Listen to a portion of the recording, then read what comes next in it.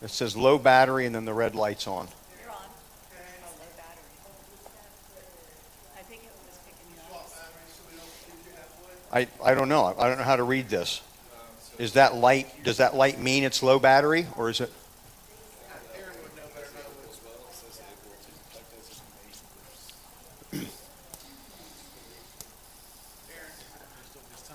Does that mean that the battery's low because that light's on, Nope, or is that those, unrelated? Those bars mean how much battery's left. Okay, so I'm in good shape. I'm in good shape then. Okay, that's not what it means. Okay. All right. Let's get started. We have two people that are usually here that aren't there.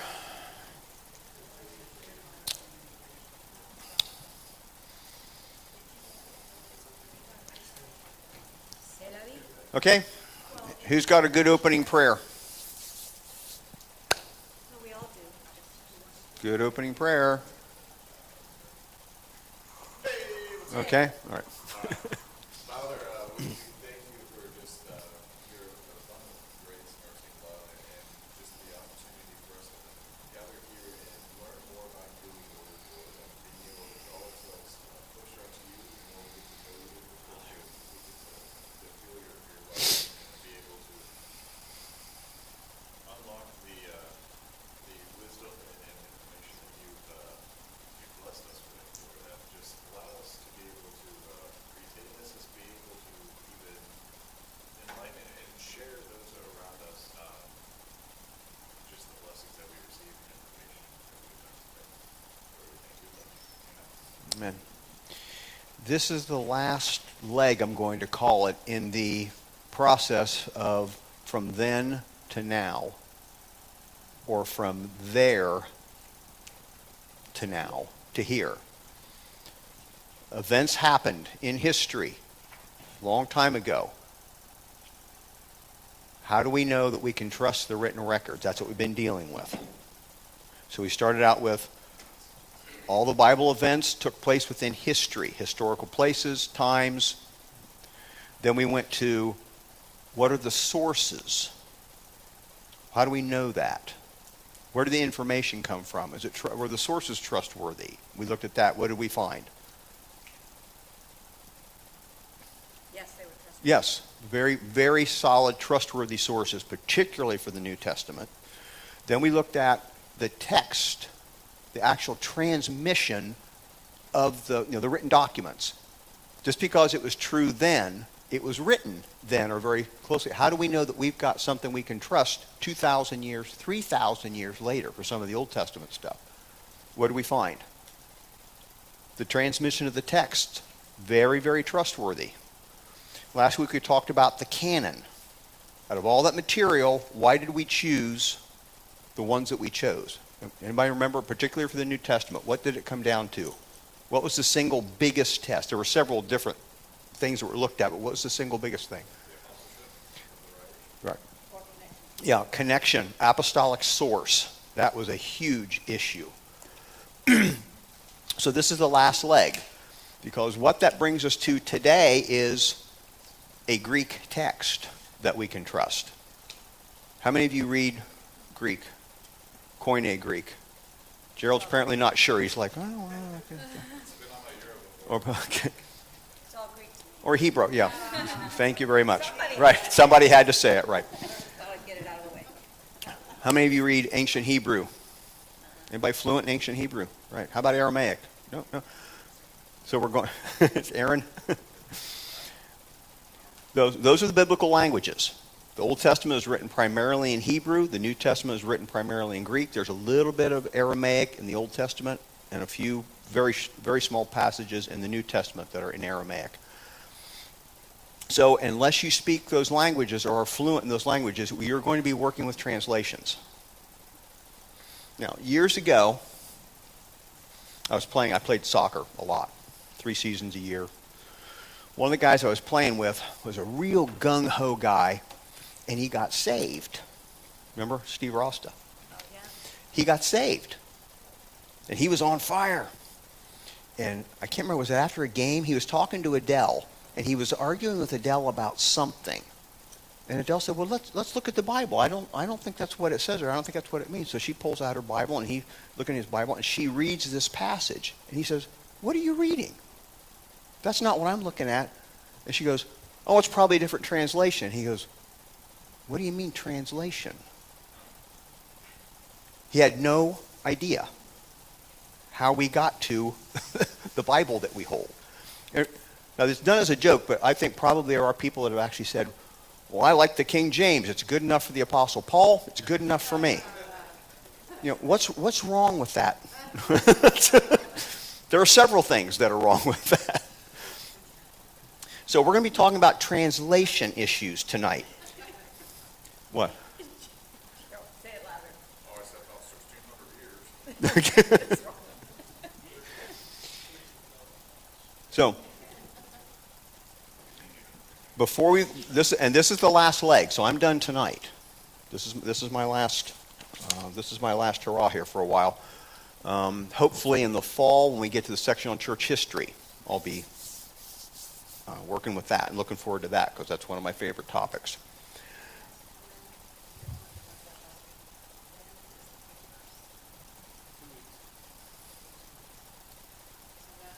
Well, okay, so they should be, so they're submitted next presentation. Okay, good. I mean, I'm not doing one, but is the presentation just the author stands up and reads the paper? Or are they going to do they'll take questions? What's that going to look like? She just answered it, no.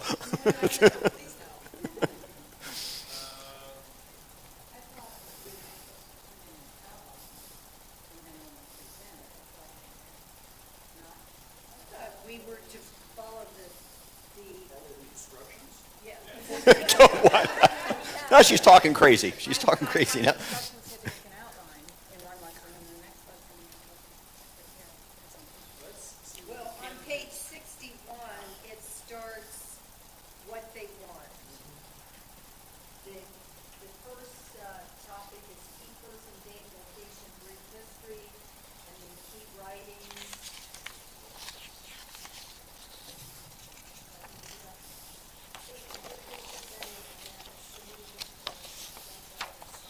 Yes, and then it tells us what font to use and what size font. The other thing I've read was that they were all going to be turned into PDFs and distributed to the whole, Yes. to everybody, so that everybody had a copy. Of everybody else's paper, and that's a great resource. That'd be a great resource, right? That's the only thing I What's the deal with using 12 points? Okay, page 61, they want us to use 12-point Helvetica. It says 10 points. That says 12 points. Cool. I had the other version. Oh, Get a okay. highlight and change it.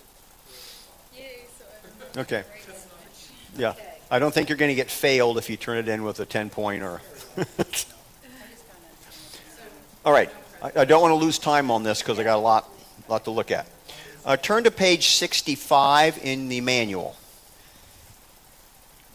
If there's a short section in the manual on translation. It's number 4 under...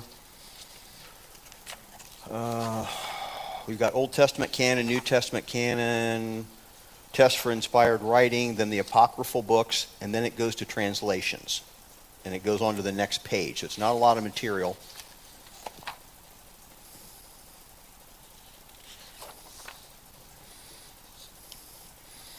The really good quote at the very end of this, on the bottom of page 66, the end of this.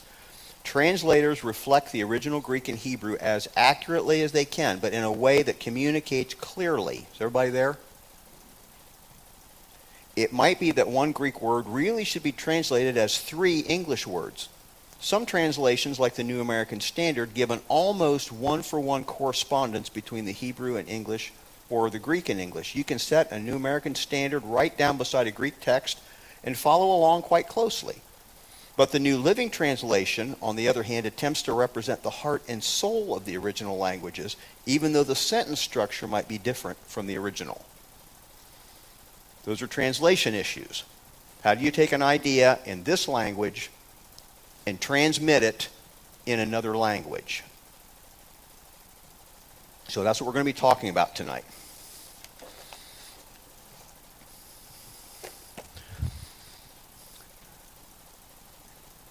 These are very important concepts. Every translation is an interpretation.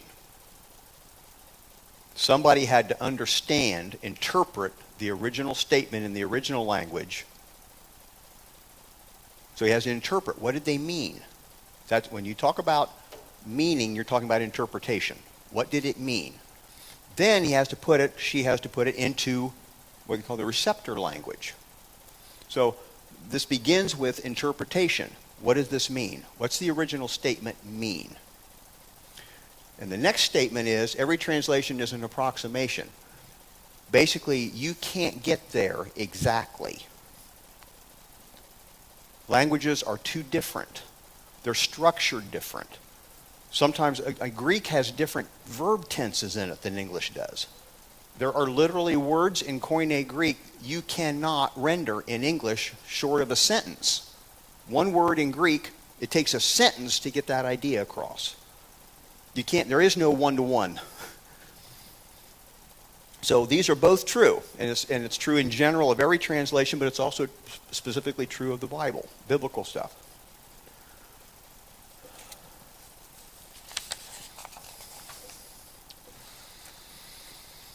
So,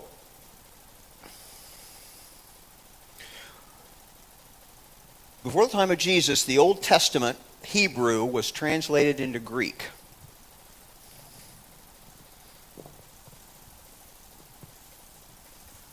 This is before the time of Jesus. The Old Testament Hebrew scriptures were translated into Greek.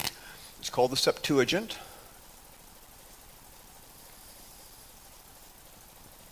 And it's usually designated this way, which is Roman numerals for 70. There were 70 or 72 scholars that worked on it. That's why it's called that. And septa, that's 7. That's why it's called that. That is the Hebrew, what we call the Old Testament scriptures, translated into Greek. So, does anybody have any idea why that was done?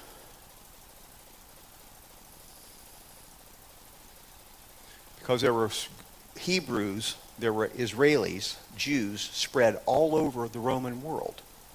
Some of them had lived in other places far from Israel for generations, and they had lost track of Hebrew. Hebrew was basically starting to die out as a spoken language. So you have a whole bunch of Jews that are living in various places across the Roman Empire that can't read Hebrew. They can't read their own Bible, so to speak. So there was a need for it to be put into a language that most of them would understand, and that would be Greek. About a little over 300 years before Jesus, Alexander the Great conquered most of the known world at that time. He was Greek, and spread Greek culture and language all over. And when he died, his kingdom was divided up into between 4 generals. One of them made it his mission to continue to spread Greek language and culture. So in its day, by the time of Jesus, Greek was sort of like what English is now in the whole world. English is the most spoken language on the planet. But most of it is for second language. Yeah. Mandarin might be sheer numbers, just because of how big China is. But if you look at, Mandarin's not spoken pretty much anywhere else in the world. English is spoken all over the world. If there's a universal language in our world now, it's English. The universal language then was Greek. So that's how the Old Testament got into Greek. Now, the New Testament was written in Greek. There's some evidence that Matthew wrote his gospel initially in probably Aramaic, and it was translated very early, but that's not proven. Everything else was written in Greek. So why would Jewish writers write in Greek in the time of Jesus? Again, same answer. It's the most popular language. If you want the message about Jesus to get out to the wide, wide world, what language are you going to put it in? it's going to be Greek. Yeah, it's just very practical, very practical. Somebody in Spain, other end of the Mediterranean, could pick up a Greek manuscript and probably read it in Greek. It was very, very common. So we're dealing primarily in the New Testament, and I want to focus mostly on the New Testament. We're going to be dealing with Greek and Greek translations. We've been dealing mostly with Greek manuscripts too.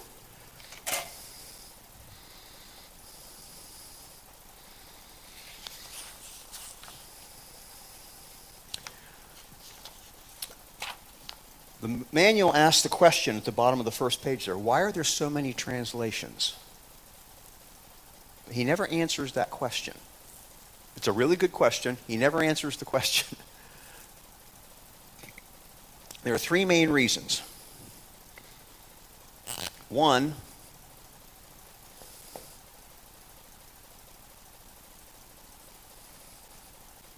well, I don't want to phrase it that way.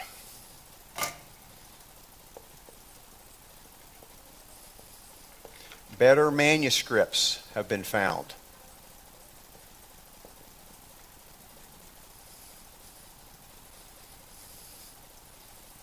Number two, we now have better knowledge of some of the ancient languages than they did 1,000 years ago.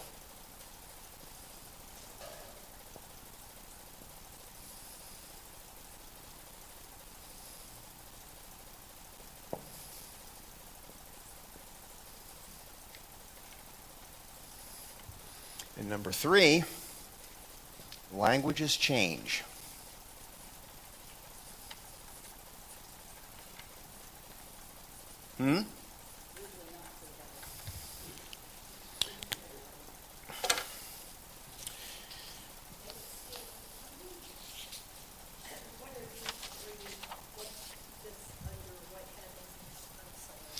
Why are there so many translations? There are dozens and dozens and dozens of translations of the Bible. You can go, there's just an astonishing array. Why are there so many? Why? I mean, the King James, what's wrong with the King James? To get, why? Huh? The main reason is this, but this one also comes into play. Actually, both of these do. These all apply to the King James. But this one primarily. Now, there have been people recently, there was a new translation came out a number of years ago, and some people got so upset. They're taking the name of God out of the Bible. That translation is evil. They're taking the name of God out of the Bible. Well, what it was that better manuscripts showed that there were additions to the original wording. Remember we talked about variants? They were variants. The goal of the scholars is to get back to the original writing. There were things that were added. So somebody looks at their King James and compares it to the New English Bible, and they're like, oh, they left out God's name. They didn't say Jesus the Christ. They did. They're warping the Bible. No, they're getting back to what was originally written. Because things were added, things crept in, things were put in to clarify. We talked about that a couple weeks ago. Our language changes. Words become obsolete. Words become awkward. Sometimes words that were acceptable become crude and offensive.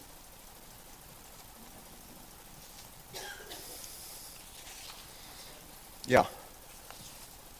Is it safe to say, or fair to say, that still most of the translations are from the original text, but they're not translations? I think pretty much that's the case now.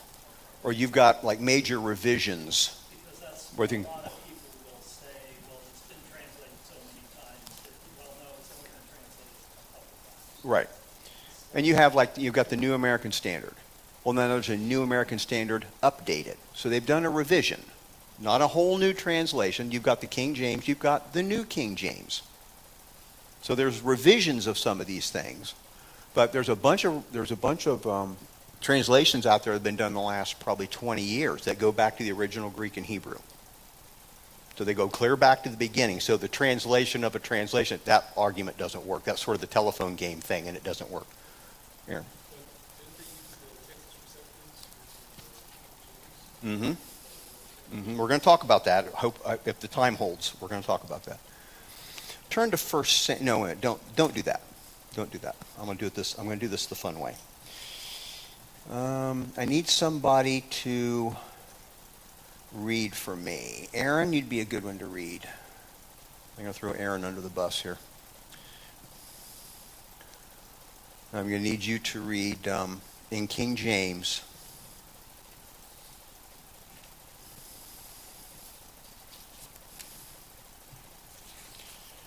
Okay, Aaron, I need you to read 1 Kings 16. Let's see if this is the right passage.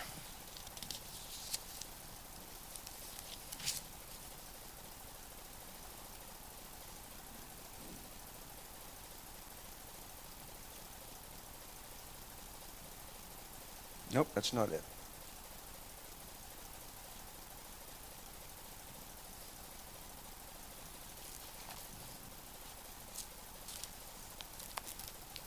Let me look at this one. Let's try this one. 1 Samuel. I've got different problems with word usage. I want to pick this one. 1 Samuel 25.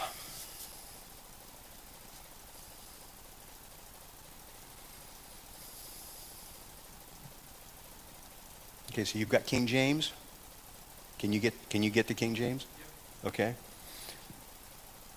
I want you to read. This is a story about David's not king yet. He's got basically a small army with him. He's been protecting an area, and he asks for some food from a rich local guy, and named Nabal. Nabal just go away. Basically insults him.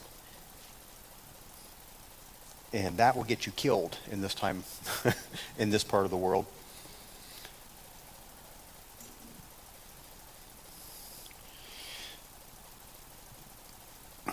So Nabal's wife, Abigail.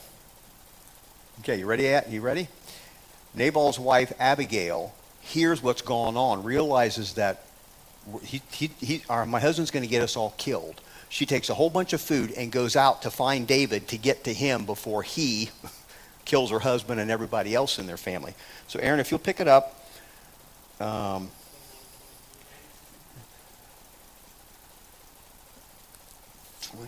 22, let's see.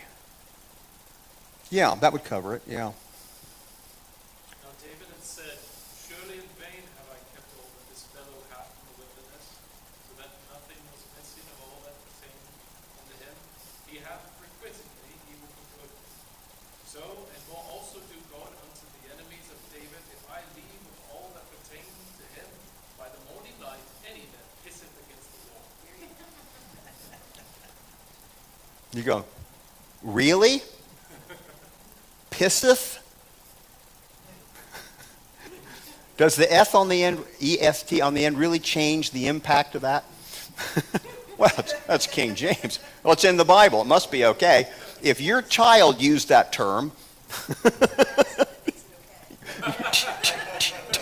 you wash your mouth out with soap. It's in the Bible. It's in the Bible. Several places. Oh, wait. Should I read the next verse? Yeah. Yeah. And when Abigail saw David, she hasted and lighted off the ass and fell before David on her face. She lighted off her ass. Okay. It's a great visual image there on that one. So what is he saying?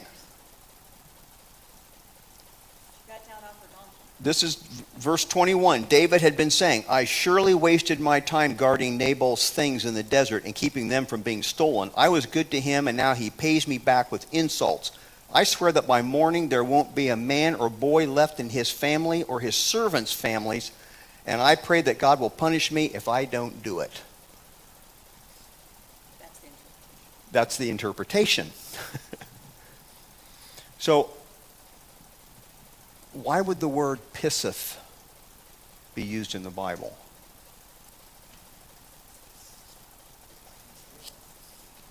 Yeah? Were the translators of the King James wanting to upset somebody?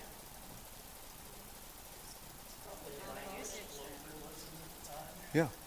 It wasn't insulting then. It wasn't vulgar then. It wasn't considered inappropriate in the Bible. Can you imagine standing up in a Methodist service to do the daily reading and read that out of the King James? You'd have people passing out. What? Languages change. Languages change. There are over 1,000 words in the Old Testament, or in the King James of the Old Testament, that are obsolete terms. Hardly anybody even knows what they mean anymore. That's a different issue than something. We know exactly what pisseth means, but it's not appropriate. I've got a list here. How about wist? W-I-S-T. What's that mean? It's in the King James. Nope. Nope. Wait, put it in a, W-I-S-T. It means know, to know something. You know. How about wotteth? W-O-T-T-E-T-H. Wotteth. Also means to know. How about holpen? H-O-L-P-E-N. Holpen. It's help. It's help. Good. Knop. K-N-O-P. Yep. Very good. she speaks King James. Yeah, she speaks King James. Can you tell someone who's still using King James?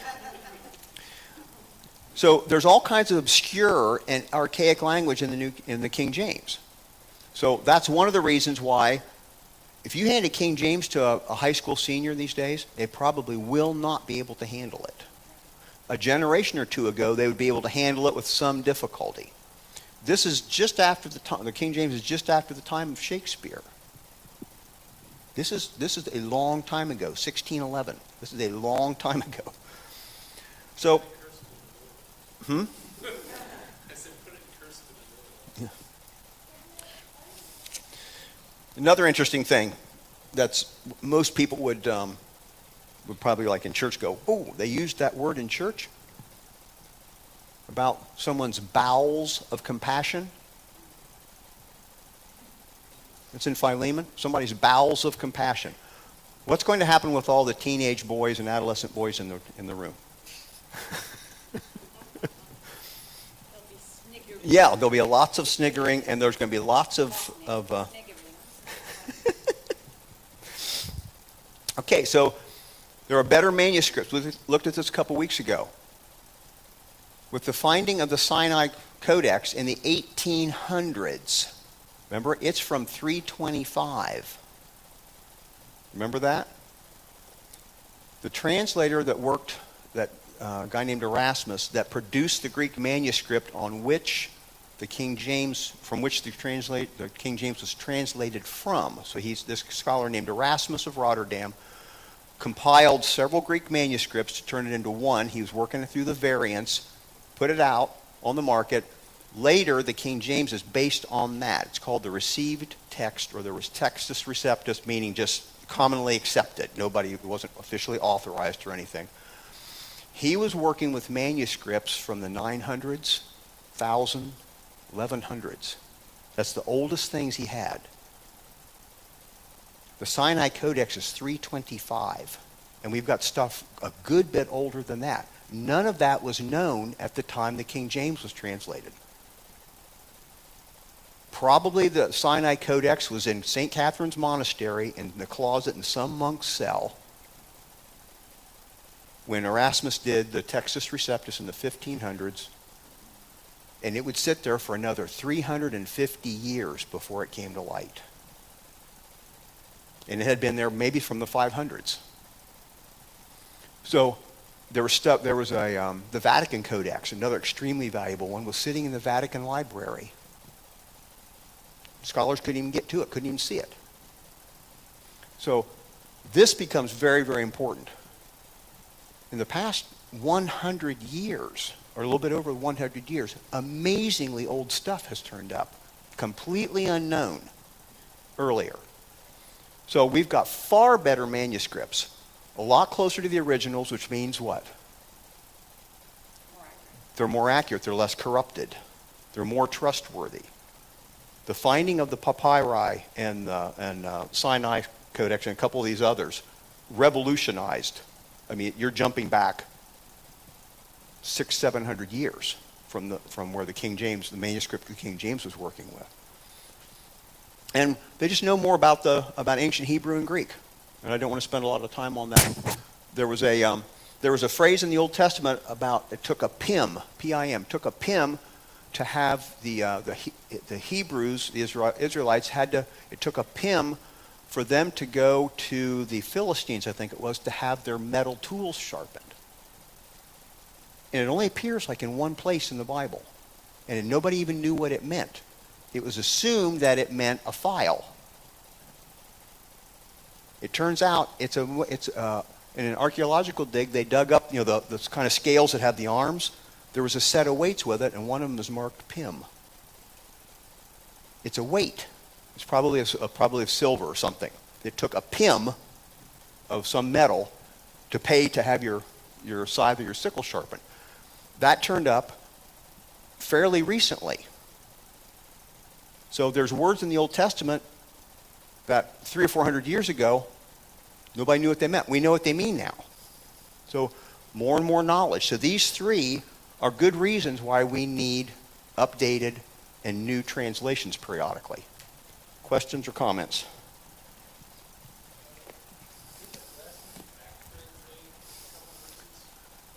Yes. Actually, more than a couple. I think they're all in the book of Revelation. He didn't have a good manuscript for the book of Revelation. And he didn't have time to go find a good one. He was under time pressure by the publisher. He was a good scholar.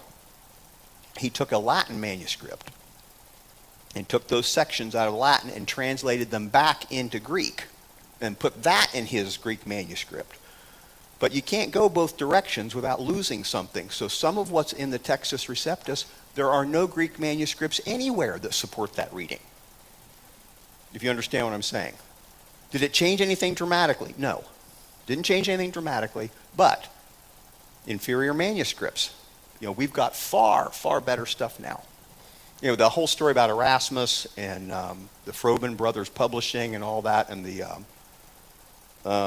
Spanish Complutense and Polyglot Bible that was being done at the same time, that was like the rival.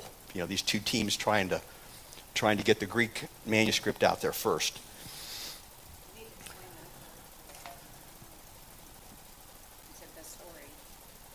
Well, if I explain it, then I'm telling the story. I don't have that much time. If you really want to know, talk to me afterwards. Okay.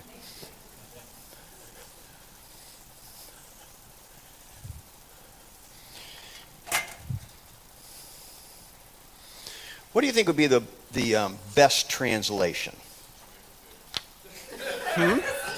What?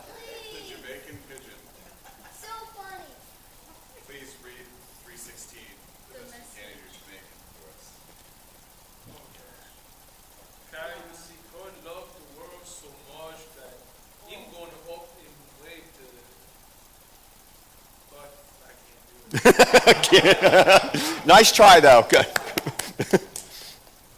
It seems like a literal translation would be the best. Just word for word. We're going to go from here. We're going to, this word means this.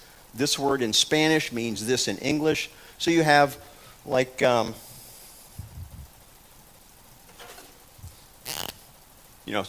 anybody can translate. It's easy.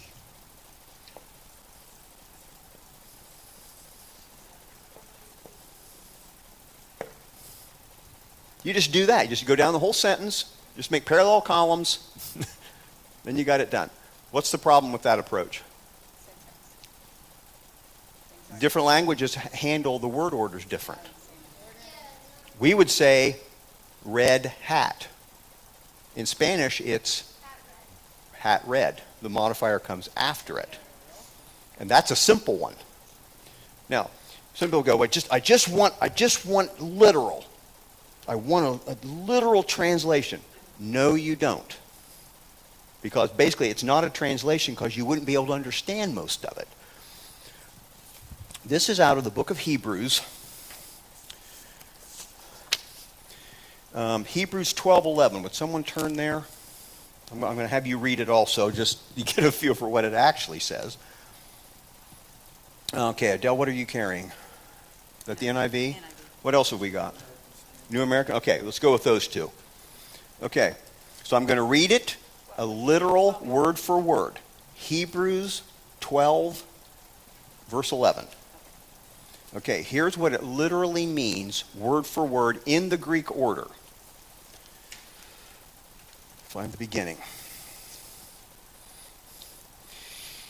Any but discipline for the present seems not of joy to be, but of grief. But afterwards fruit peaceable to those by it having been exercised renders of righteousness. Did you get that?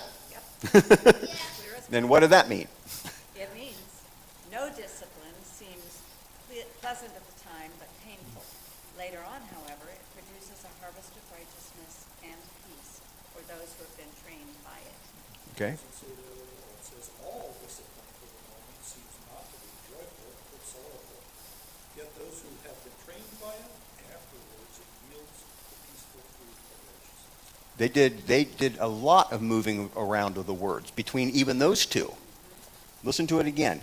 Any but discipline for the present seems not of joy to be, but of grief. But afterwards fruit peaceable to those by it having been exercised renders of righteousness. Yeah, sounds like you. You're right. You don't want literal. You don't want literal word for word. It's almost, it's in some cases, it's almost unintelligible. You can't get there.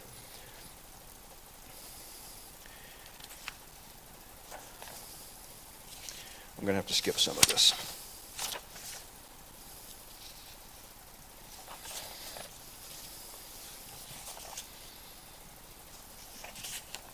Translators, I pointed out a little bit ago, translators have to be interpreters.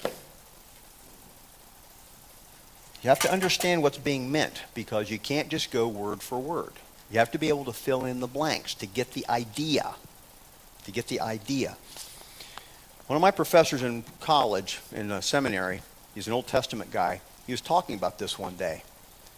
He said, there is a passage in the Old Testament where it says, the literal Hebrew is, and the king's nose became very red. That's what the Hebrew says. That is the literal wording. The king's nose became very red.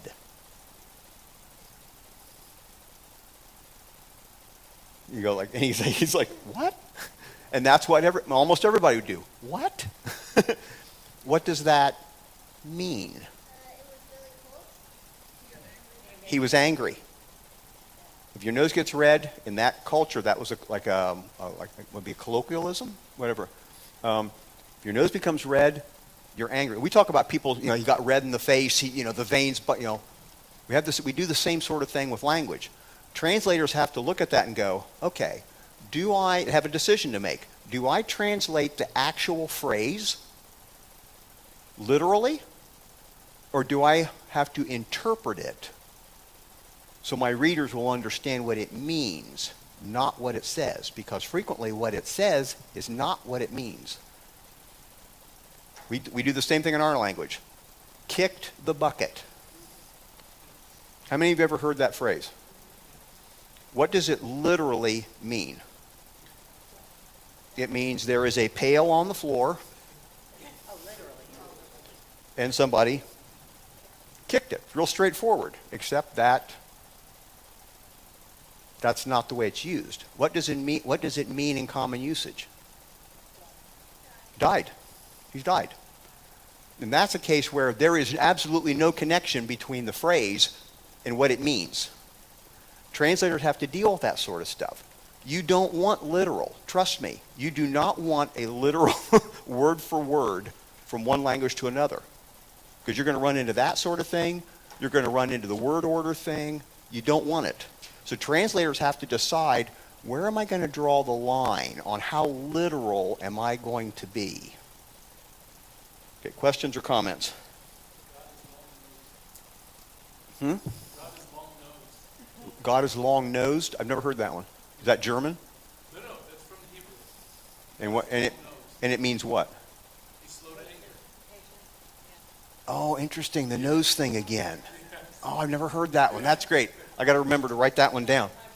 Exactly. It takes a long God has a long nose. It takes a long time for it to get red, apparently. I don't. It's like a thermometer. It's like, I don't know. Yeah. And we've also seen this a lot in practice here ever since Aaron came back from Germany, because when he first came back, he was like struggling to find his English. He's like, how do I say this in English? Yeah, there's a really good German phrase for this. Right. Yeah. Yeah, so we watched it. He's like, he knew in his head what he was trying to say. It's like, but how do I get from from this language to that language? We still get it, it's just a little infrequent now. More Americanized. Here's a few other things that are phrases that these would be virtually impossible to translate into another language, literally word for word. She threw him under the bus. What does that mean? Okay, she said she doesn't even know. She doesn't know what it means.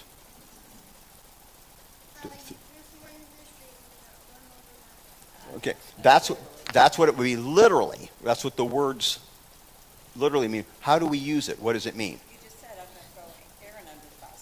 I'm going to throw Aaron under the bus. Yeah, I'm going to throw Aaron under the bus. Take this person I'm going to in a sa- difficult yeah. situation or embarrassing. I'm going to sacrifice him for what I want. I already used kick the bucket. How about she's got a bun in the oven? You ever heard that? Pregnant. It's like a cooking thing. But that's another one where a literal translation of that into any other language, people would go, what? What is that? Don't know what to do with it. All languages have those sorts of things. This is a translator's nightmare. How do you have to figure out what it actually means, and now I got to come up with some equivalent in the target language.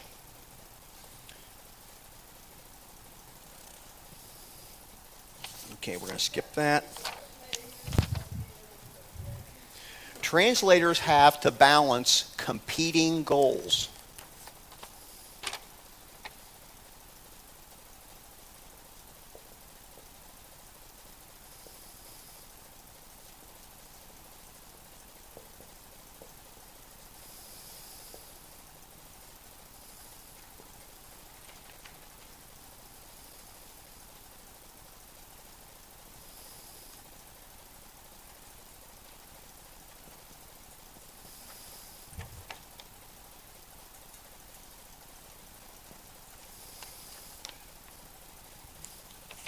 Translators have an audience in mind. Who am I translating this for? Not just the language, meaning Greek, Spanish, whatever, but am I dealing with, am I translating this for children? Is this a children's Bible? Is this for just general reading, or is this for academics? That makes a difference on what words they choose and how they want to phrase things. So you have to balance, is it appropriate for my target audience? Where does accuracy fit in? We say, well, yeah, every accuracy is everything. Well, if you're going for 100% accuracy, you're probably going to go with a virtual word for word. And then you lose. So anytime you elevate one of these very far, one of these others suffers. So there's a balancing act going on as translators are working through this, and they have to choose, what are we weighing the most heavily? Now, I've got a couple charts here that will help, hopefully will help. This uses a three-prong balance of elegance, accuracy, and readability. We'll talk about this one, and then there's another.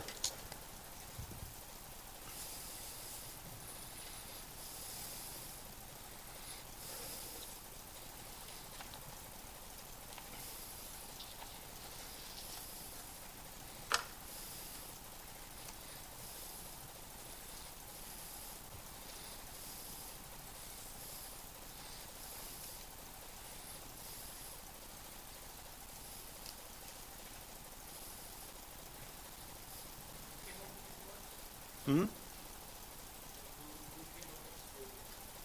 With this chart? I forget where I got this. Hmm? You sure didn't like the revised version? Yeah. Look at the numbers. KJV only has a 3 in rate of Yeah. ability.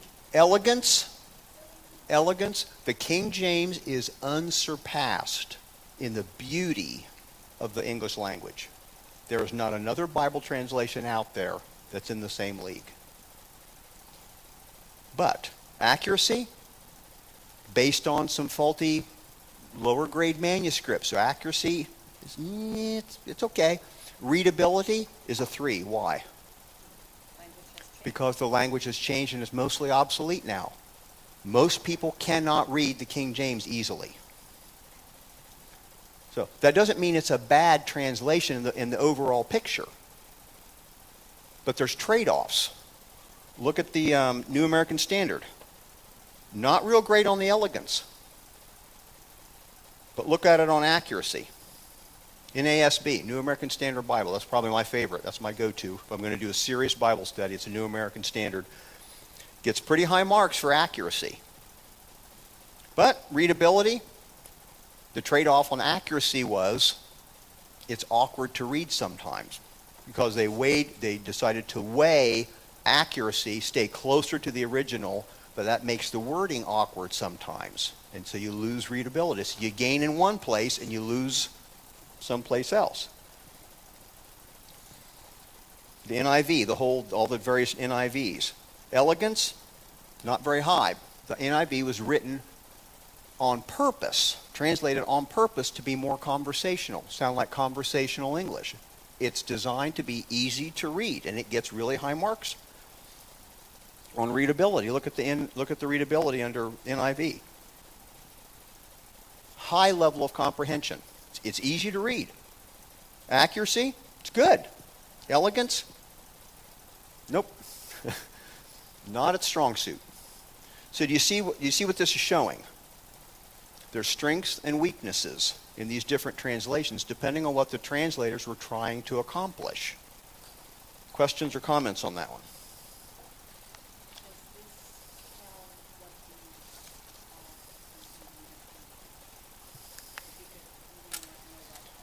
One of these charts will tell you. This one, yeah. Hand those out. This chart at the bottom tells what the full titles are of a lot of those. What exactly does elegance mean in this? Beauty of language. Like with the th at the end of every word, like readers. Well, that's not exactly elegance. That's an old style of language. That's more of a language has changed. They used to use that. They used to put F on the end of a lot of verbs, I guess it is. Okay, this chart's interesting. Okay, look right here. Okay? This is the chart. Everybody got this chart? You should be looking at this chart. Okay? This line right here. Literal. Then the arrow going this direction. So the more literal translations are on the left, the more moderate are in the center, and on the right are what they call free or paraphrases. Technically, paraphrases are not translations. They're paraphrases. They didn't even attempt to stay close to the original wording. They're trying to get the idea. They jettison accuracy sometimes, but they're trying to make it the equivalent idea. Okay, do you see how this chart works? So you have formal equivalence, the form, following the original form of the original language. Then you have a functional equivalent, that's kind of in the middle, kind of a mediating position. And then you have the free, the paraphrases. I'm going to give you some examples of this. And there's the names of these are the different columns, roughly where these translations fit on whether they're more literal, more middle of the road, or more paraphrases.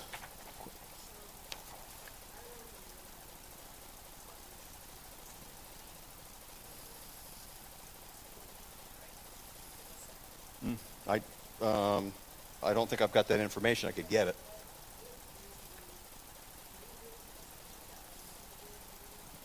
Mm-mm. No, that's not.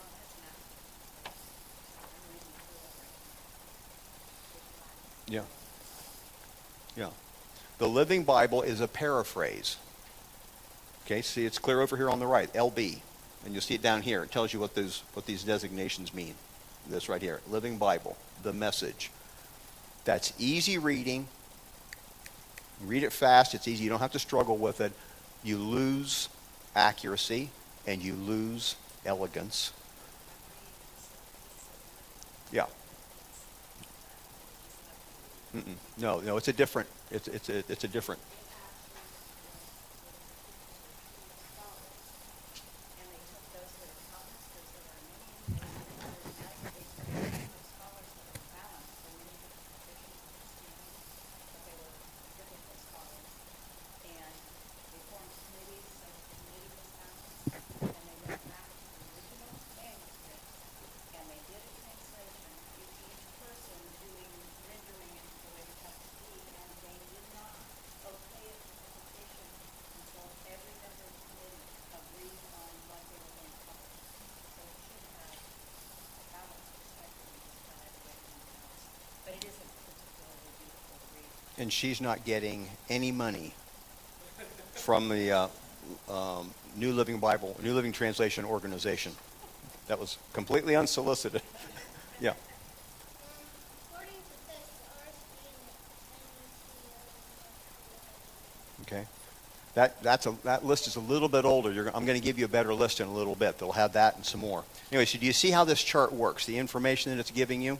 Does everybody see how this chart works? More literal, more word for word on this edge. More conversational, more easy reading here. And very free. Idea for idea over here. Okay.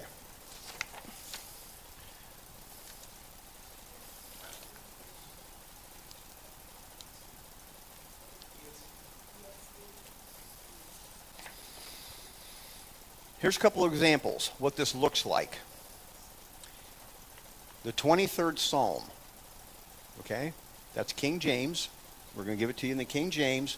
That's clear on the left.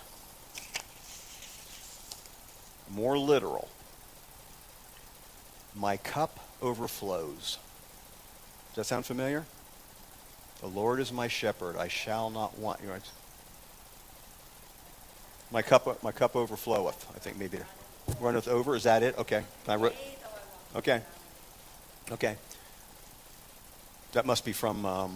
That might be from the New American Standard. Anyway, that's a translation from the formal equivalent side. That's more literal. Meaning driven. Meaning the center. My life overflows with blessings. Is that fair? Does that kind of catch the meaning? You know, my cup overflows.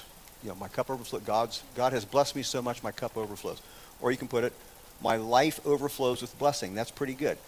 Here's one. This is an actual translation. It's not a translation. From the far right hand of that. This is a free the paraphrase. God blesses my socks off. That's a paraphrase. Does that capture the basic idea? Yes. Yes, God has just poured out blessings on me. Where does it lack? It falls off the chart on elegance. That's right. Right. So there's trade-offs. That one's very easy to catch. It's very like almost street language. You know. But is it a word for word equivalent to the Greek? No, it's not. But it catches the idea. So there's three very different translations of the same verse or the same phrase. That's an example of what these different translations. You catch what I'm trying to get at? It's the same idea. It's the same idea. But the one is it as close as possible to the original wording in the original language, and the other is whatever you got to say or do to get the idea across. You do that. You're trying to write something that'll speak to people in the street. Yeah. Message. Yeah. I don't use a single translation. And we're going to talk about that in a little bit, and there's reasons for that. Yeah, if you hand the King James to somebody, let's say you're going to do inner city ministry, No, that a was lot of dropouts, a lot of poverty. Here, read this Bible. And they're reading, "Yea, verily, though I walk through the valley of the shadow of death," and they're going to go, "I don't know what this is about."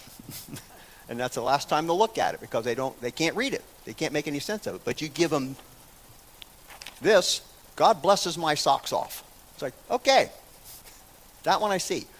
You can also go with somebody who's younger, because some of these are age reading level appropriate.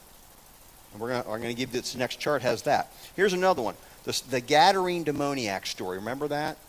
Jesus lands in Gentile country, and there are pigs. And there's a graveyard there, which is unclean. Pigs were unclean. Gentile territory was unclean. Gentiles were unclean. The place was crawling. For Jews, it was just like, ugh, this is just creeping me out. All this uncleanness here. And the demoniac comes running up to Jesus and bows, which is really interesting. He knows who Jesus is. And Jesus says, "What is your name?" And what's the answer?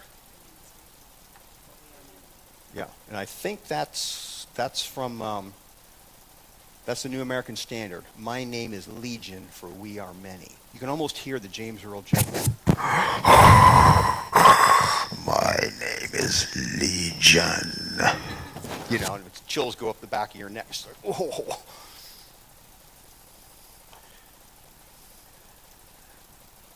Middle of the road. "My name is Legion. There are so many of us." Catches the idea. Yeah, I mean, the meaning's there, but it's like, what's it lack? Yeah, it lacks the punch. The meaning's there, but it lacks that punch. And this one is appalling. No, there's one that's worse than this. This is an extreme paraphrase. "My name is Mob. I'm a rioting mob." Yeah, it's like, sort of. It's like out of control, you know. It's, Yeah, lots. There's lots of us. It's like a mob, an out of control mob. Sort of, kind of, okay, yeah.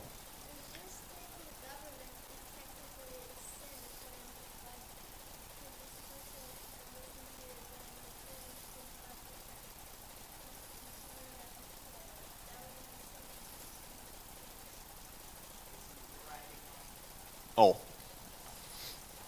Okay. Here's my favorite, or my least favorite.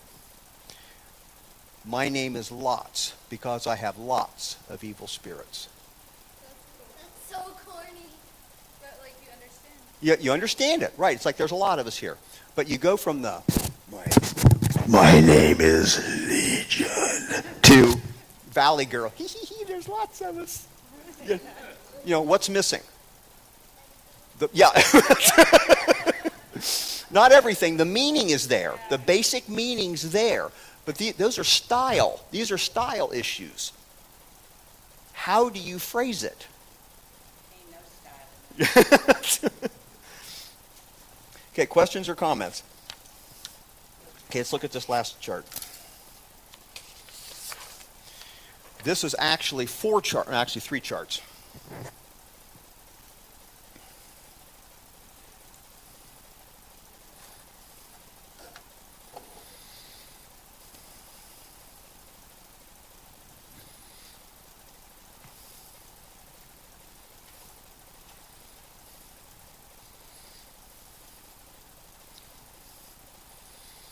So this says, all Bible versions lie on a spectrum.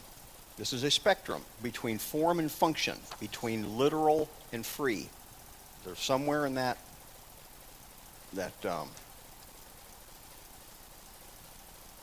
what's the word? There's a word for that. Anyway. So this is some of the same information under formal equivalent. You see, here's the mediating position, sort of the middle of the road. Then if you go straight down, I even put the colored arrows straight down, because it gives you the pluses and minuses for those different approaches.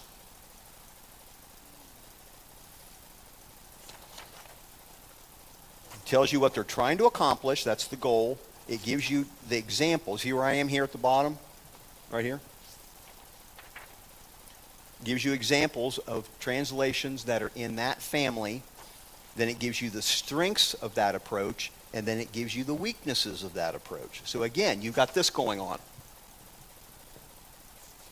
You gain here, you lose someplace else. You can't get it all in any one translation. It's not possible. So you're under functional equivalent on the right. Strength, greatest comprehension. Communicates the message clearly and naturally. Weakness, more interpretations to greater margin for error. Loses nuance in pursuit of simplicity and clarity. So you're losing something. You're gaining comprehension and readability, but you're losing some of the meaning of it. So again, there's that trade-off. Now, this chart here on the upper right, this is the same information. It's just laid out differently, and it's giving you different examples and where they are relative to each other. Okay? The one on the bottom is the one I find fascinating. It's again, left is more literal, right is more less literal, or is more free. But look what it is. It's showing you reading levels. If you're trying to get a feel for what's an appropriate translation for a child or a young adult, that's a valuable piece of information right there.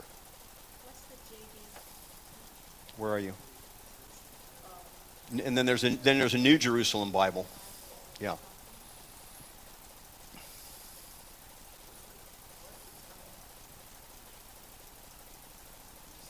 It appears on one of these. It's up here. Must be. I'm not sure who did that translation. I don't know. If God did it, I'm going to say that it's not a translation, but that may have been done strictly by Jewish scholars. I don't know. That one I don't know. That's obviously it's going to be Old Testament. Anyway, so this is a really interesting chart that shows you the reading levels. Look where the King James is. They're putting it above grade 8. I'm going to say a generation has passed since this chart was made, and it's probably above high school level now. Absolutely, and possibly college. No, probably college. Yeah. Unless somebody's used to handling Shakespearean, read Shakespeare's play, they'll have trouble. I love Shakespeare. Right. So is it beautiful? Yes. But you can't hand it to just anybody. There'll be a comprehension loss. So any questions on this? Did that help? Did that give you a little bit of a feel for why we have so many translations?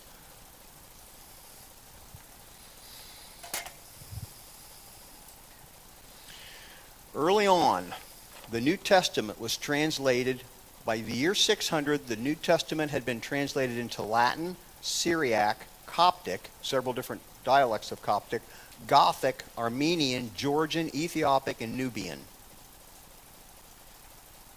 So, before the year 600, the New Testament had been translated into those languages. And eventually, it would be translated into English. The earliest attempts to put the Bible, any portions of the Bible, into English date from like the 700s. At that point, it's Anglo-Saxon at this point. It's Old English or Anglo-Saxon. You can't even read it. I showed Adela an example of it. And you can pick out one or two words if you know what it is.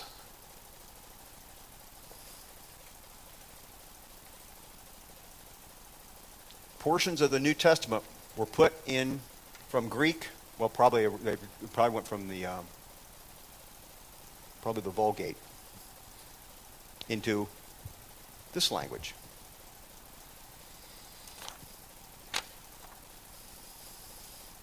The 1300s. John Wycliffe. Anybody recognize that name? There's a international missions organization that specializes in Bible translation. It's the Wycliffe. Is it Foundation? They did the entire Bible. He and his co-workers did the entire Bible. Thank you. About 1525, Tyndale, who got killed for his trouble. You also have the 1535, Coverdale's Bible, 1537, Matthew's Bible, which actually wasn't the guy's name. He was hiding out from the authorities, so he used a fake name. His name actually was John Rogers, and he was a friend of Tyndale's. 1539, it was called the Great Bible. It was a pulpit Bible. It was designed for a pulpit Bible, and it was large. And that's why they called it the Great Bible. 1560, the Geneva Bible. Translated in Geneva, Switzerland, because it was too dangerous to do it in England. This is the Bible of William Shakespeare. This is the Bible of the Pilgrims. This is the Bible the Pilgrims were carrying when they came to the New World. The Geneva Bible is extremely popular. Then there was a bad translation called the Bishop's Bible that was done not by translators but done by bishops who were not up to the task. It said it was done quickly, but unfortunately it wasn't done well. And it was not well received, so the Geneva Bible was still the most popular. And what happened was the King James Bible came as a reaction to the Geneva Bible.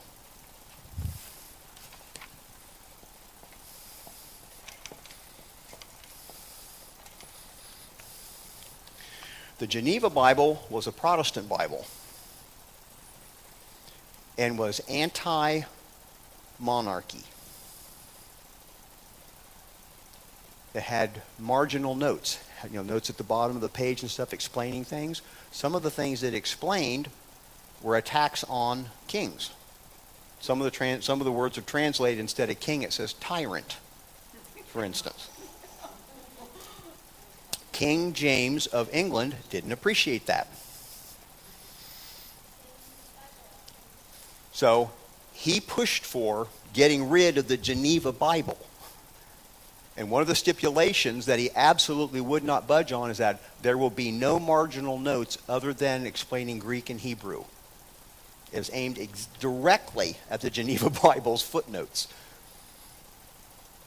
So in 1611, the King James was done by a team of scholars working with the Greek text that Erasmus had put together in the 1500s, the received text that was compiled from 10th, 11th, and 12th century manuscripts. That's where the King James came from. Questions or comments?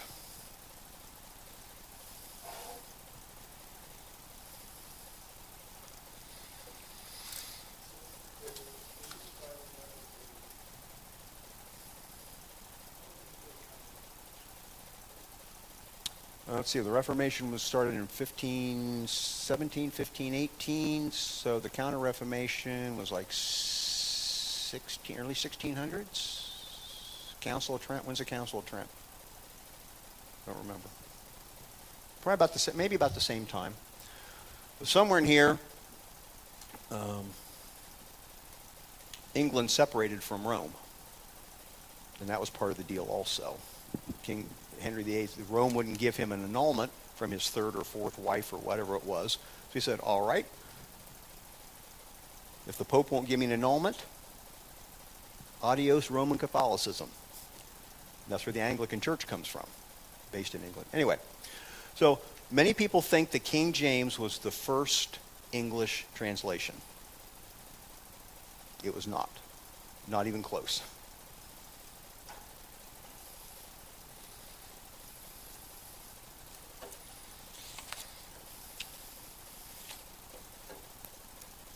Now let's talk about use of translations. People ask me periodically, what's the best Bible translation? It's like, let's just cut through all the stories and let's cut through all the facts. And give me the real inside, You can tell me what's the best Bible translation. There isn't one. There is no single best. You're asking the wrong question. The question you should be asking is, it's actually two questions. Best for whom? And best for what?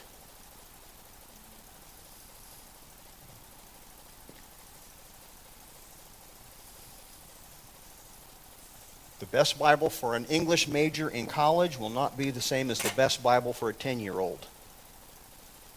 Or for somebody where English is not their primary language. That's where you use this chart. What's an appropriate reading level?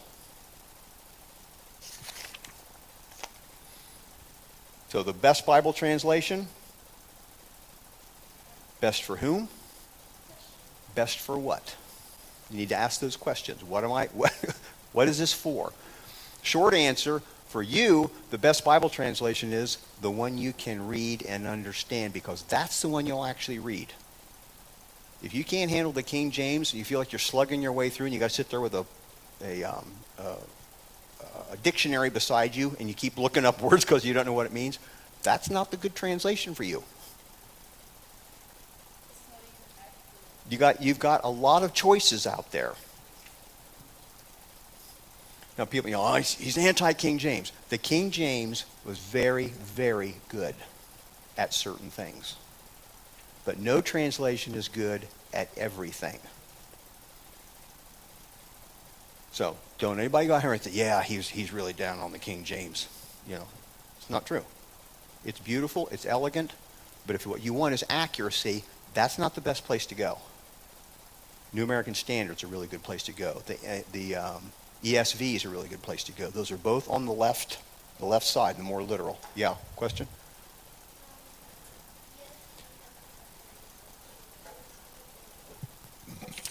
Yeah, 888. Yeah, it scores really high on a number of. Now, what should you be reading? It depends on why you're reading. Right now, I am reading the Living Bible. I think I'm reading the Living Bible. It's a paraphrase. I've got a scholarly bent. I like the New American Standard. That's my go-to, has been for decades. I like the ESV. But I hadn't read the Bible through in a long time. And I thought, I'm going to read the entire Bible this year. And I set up my own little reading plan, how many chapters a day. And I'm doing it in the Living Bible because I want the big picture. Read it quickly, big picture. I want the big picture of the stories. I'm running across stories I don't ever remember reading before. It's been a long time since I went through the Old Testament. So I'm reading it for big picture. Would I use the Living Bible if I was going to do a serious Bible study? Absolutely not. There are much better choices. But it's good for that application. So people say, well, what do I use? If I'm going to do any serious study, I've probably got 3 or 4 translations in front of me. Absolutely don't rely on just one translation. What you want is take one from here. If you're doing a serious Bible study, you want to be here. Here and here. Literal and the mediating, the middle. If you're wanting to read for just general reading, you want to go like here. Middle and out to paraphrase. Don't use 2 Bibles, 2 translations that are from the same translation family. For instance, don't use the King James and the New King James. You're looking for different readings, different renderings of the verses, different translators who have struggled with the original language. And said, here's what we think it means. Basically, you're getting 2 opinions on what the meaning of that is. So pick 2 from different categories. That's safe. If you're doing serious study, 3 or 4. Yeah. I was gonna say, if you didn't go through a study, you should probably do the Yeah. Highly accurate. And I don't have that. I don't have a copy of that. So, use multiple translations and from different categories. Now, let me wrap this up. We've talked about the Bible is history. These are real people, these are real places, these are real events. We've talked about the sources. Where is the information that we have come from? We saw that it's very, very trustworthy information that was written down 2,000, 3,000 years ago. Now we're looking at transmission issues. How do we know that what they wrote is what we have? And we went through all that with the text, then narrowed it down even further to the canon. What do we trust? Why do we trust it? Why did we assemble this small library? Because they're the best sources out there. It's the best thing we've got. But you know what that can't do? Now, and we just looked at translations. You know what it can't do? It can't make you believe it. It can't make you trust it. I just gave you weeks and weeks and weeks of facts why the Bible should be trusted. There are people that you can hand that information to them and they'll go, pretty interesting. And it makes absolutely no difference in their lives. The problem isn't the lack of evidence. For many people, the problem is not lack of evidence. There's something else going on.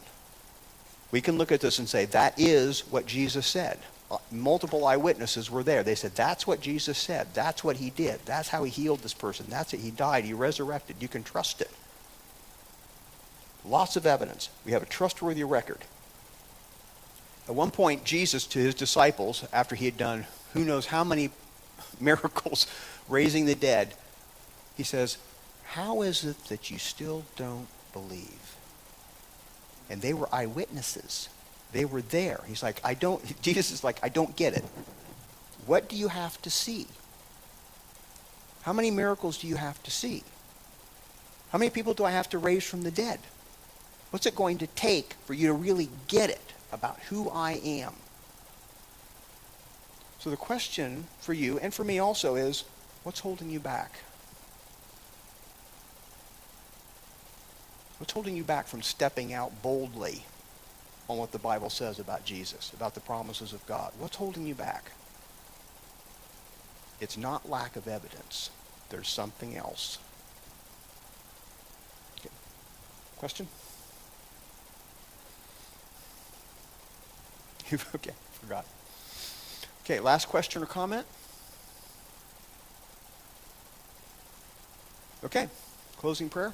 Well, wait, Oh. before we do that, so next week, papers are due. Don't talk to me. Papers are due next week.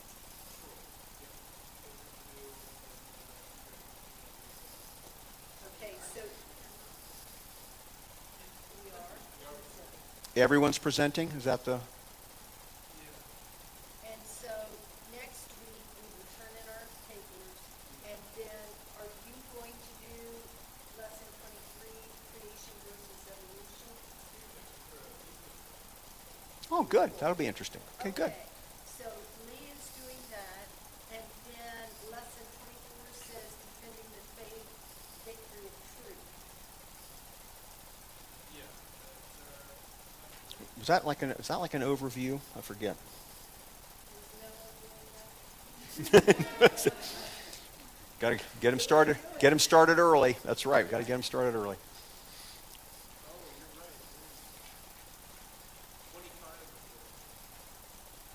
So I guess Lee, it's doing 2 or 3. Is that what I just heard? Okay, I guess you guys do have I see it. Okay. it. Do it 2 weeks, present in 3 weeks. Okay. We have covered a lot of complicated topics. Okay. We got a few minutes here. Are there any questions? Do you feel like you've got a basic idea about translation issues and why there are so many English translations, and that there's very good reasons for it? I have a Yeah. comment. Comment? A lot of people will throw things like, oh, Bible, like stands to, oh,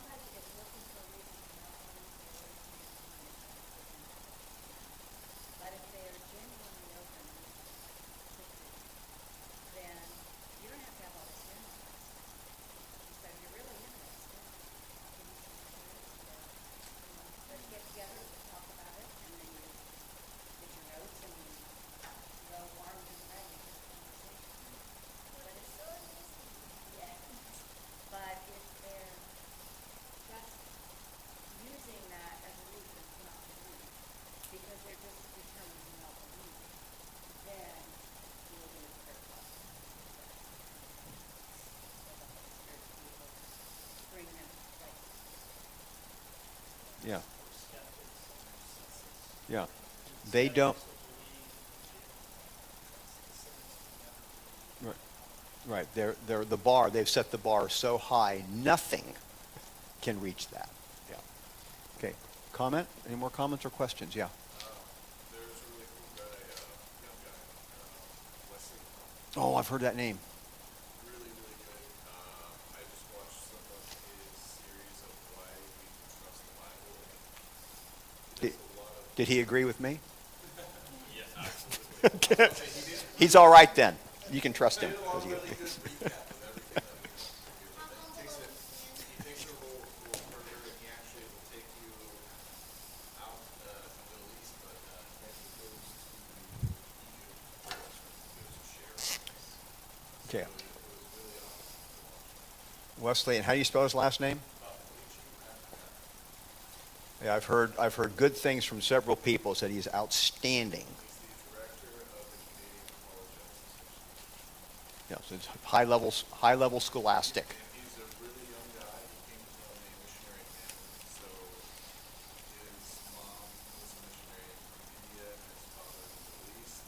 So he grew up exposed to a lot of these Wow. things. He had a very traumatic life experience and had a miraculous healing. And so he actually approaches this from all sorts of different languages and a sort of background where like he does some amazing stuff.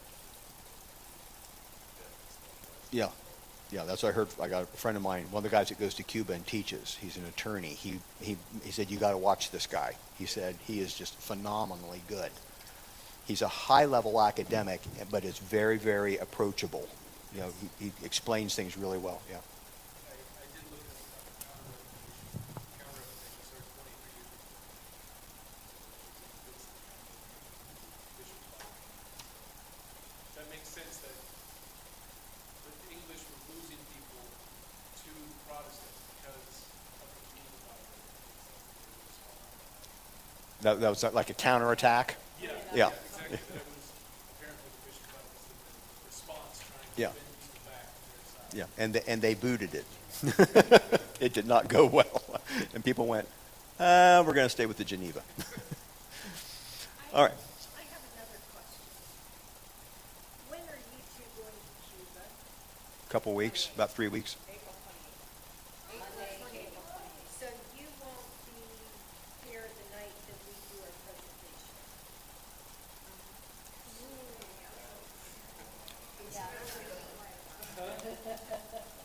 What's that? Why don't we just, Put it off a take week? that night off and push it to next week, because he'll be back. Or Lee takes 2 weeks on his material. There's lots to work with there, science and evolution. He goes, we'll take it off. Okay. All right. Thank you. So no class on April 29th? Is that what we're saying? Okay. Thank you for your attention. It's been a fun 5 weeks. I thoroughly enjoyed it. Thank you, Aaron, for letting me. I hope you retained something. I hope it clarified some things for you. So.